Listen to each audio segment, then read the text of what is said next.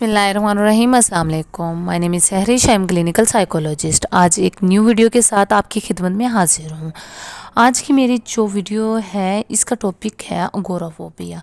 आज हम इस बीमारी के बारे में कुछ चीज़ें डिस्कस करेंगे और मैं शेयर करूँगी आपसे कुछ बातें और इसके इलाज के बारे में कुछ बातें बताऊँगी। सबसे पहले अगोराफोबिया से मुराद क्या है, इसका मतलब हम जानेंगे और ये किस ज़ुबान का लफ्ज़ है ये हम जानेंगे। अगोराफोबिया यूनानी ज़ुबान का लफ्ज़ है। अगोरा का मतलब है मार्केट यानी बाज़ार और फोबिया का मतलब है खौफ। ये एक ऐसी कंडीशन है जिसमें इंसान कुछ मखसूस जगहों पर जैसे बाज़ार हो गए वहाँ उससे खौफ महसूस करता है। इस बीमारी में इंसान जिन मुख्तलिफ़ सिचुएशन में खौफ महसूस करता है इनमें हजूम वाली जगहें यानी बाज़ार हो गए और सिनेमा, थिएटर, पार्क, मस्जिद या ऐसी जगहों पर खौफ महसूस करता है। इन सब चीज़ों के खौफ को एक बीमारी क्यों माना जाता है? बेसिकली ये सारे खौफ होते हैं, इनके पीछे जो सोच होती है वो ये होती है कि अगर मेरी तबीयत यहाँ ख़राब हो गई तो मेरा बचाव कैसे होगा, मैं अपनी हिफाजत वाली जगह पर कैसे पहुँचूँगा, यानी मैं अपने घर कैसे पहुँचूँगा। इस पर मरीज़ अपने घर में तो ठीक होते हैं, ऐसे मरीज़ जो होते हैं, लेकिन जब जैसे ही वो बाहर निकलते हैं तो उन्हें यही डर हो जाता है कि मुझे कुछ हो ना जाए, ये इस तरीके से। तो इस वजह से वो घर से बाहर अकेले जाने में या बंद जगहों पर जाने से खौफ महसूस करते हैं।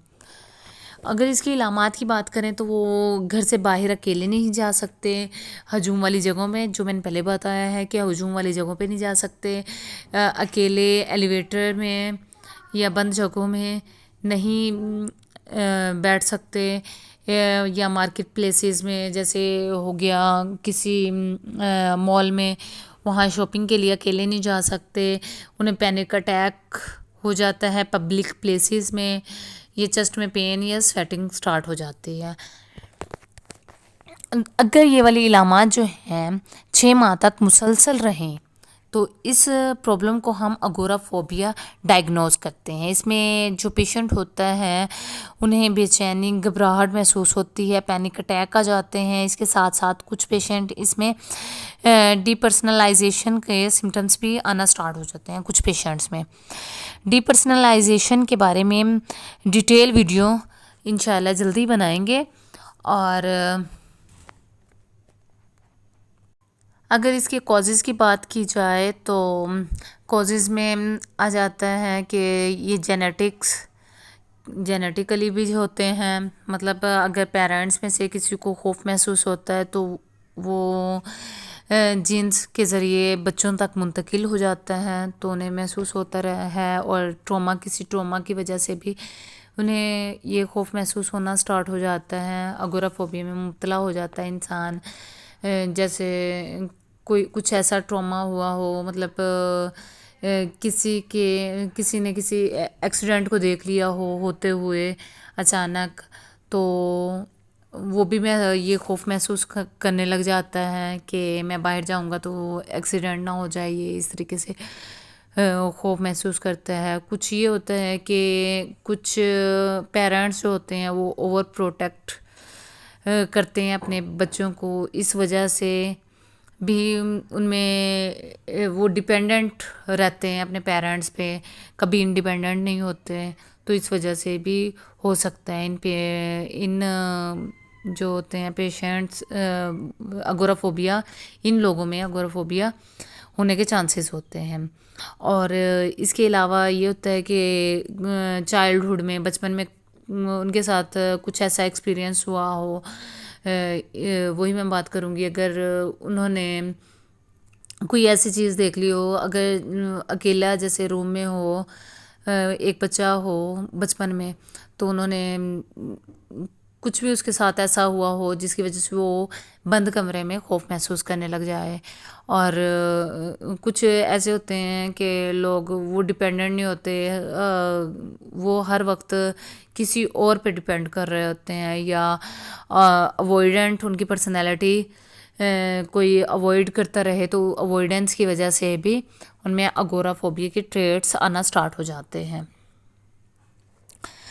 اور اس کے علاوہ انزائٹی ڈس آرڈر کی وجہ سے، انزائٹی ڈس آرڈر کی ٹائپ ہے اگورافوبیا، اس کی وجہ سے بھی یہ کوئی بھی انزائٹی لے تو اس کی وجہ سے یہ اگورافوبیا سٹارٹ ہو جاتا ہے۔ کرونک ہیلتھ، اگر کوئی انسان جیسے ہے ہارٹ کا پیشنٹ ہے یا کچھ ایسا ہے تو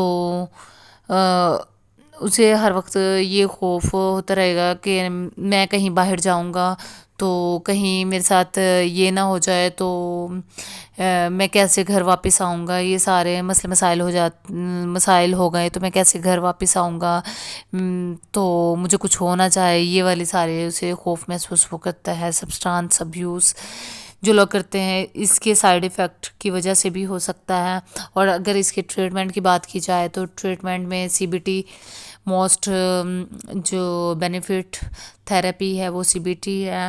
ایکسپوئر تھراپی کروائی جاتی ہے، اس میں میڈیکیشن دی جاتی ہیں، ریلیکسیشن ٹیکنیکس بتائی جاتی ہیں، اور جو موسٹ بینیفٹ ایکسرسائزز ہیں وہ بتائی جاتی ہیں، جس میں ڈیپ بریتھنگ آ گیا، پروگریسو مسلس ریلیکسیشن ٹیکنیکس آ گیا، میڈیٹیشنس آ گیا، یہ ساری ٹیکنیکس بتائی جاتی ہیں۔ تھینکس فار واچنگ، اپنی رائے کا اظہار ضرور کیجیے گا، میرے چینل کو سبسکرائب کریں، لائک کریں، شیئر کریں۔ ملتے ہیں نیو ویڈیو کے ساتھ، تب تک اپنا خیال رکھیں اور اپوائنٹمنٹ کے لیے نیچے دیے گئے نمبر پر رابطہ کریں۔ اللہ حافظ۔